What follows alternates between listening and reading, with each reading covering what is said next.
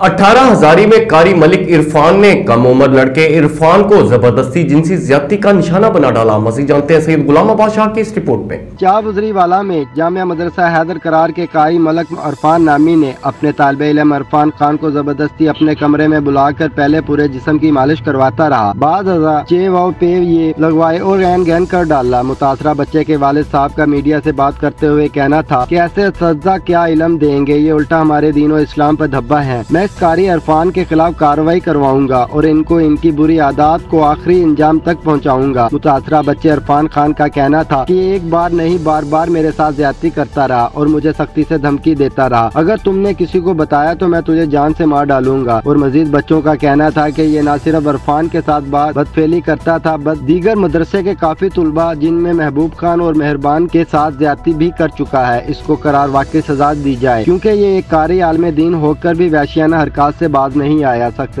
सजा का मुस्तहिक है।